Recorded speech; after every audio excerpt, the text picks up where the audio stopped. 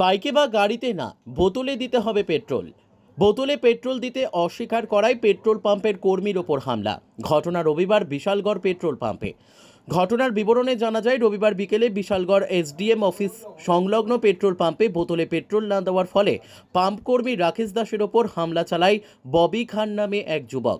পরবর্তী সময়ে ঘটনার খবর পেয়ে পুলিশ ঘটনাস্থলে ছুটে আসেন এবং সিসিটিভি ক্যামেরার ভিডিও ফুটেজ নিয়ে তদন্ত শুরু করেন। ঘটনাস্থল থেকে পালিয়ে যায় আক্রমণকারী ববি খান সহ তার সাঙ্গপাঙ্গরা।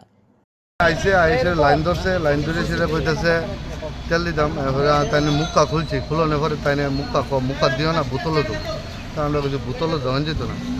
তারপরে হ্যাঁ কইছে বোতল দেওয়ান যেত না। কওয়ানোর পরে হ্যাঁ রাগি তো সেটা কইতেছে হ্যাঁ দেওয়ান যেত না, গাড়ি দিয়েছি এই সেই, তুমি আমার কিতাব বুঝাইতে চাও হয়েছি। আমি ভাই তুমি কেন করে না, একটু সাইড হোক।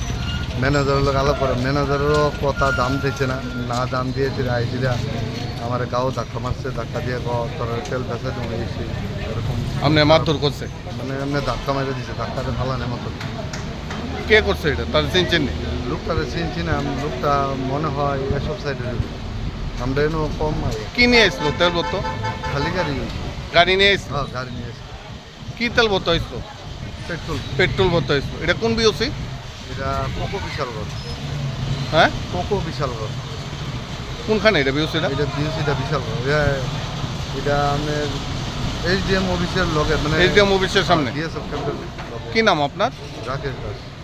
পুলিশ আইসেন এখন ঘটনাস্থলে? Bureau report, news daily Bharat.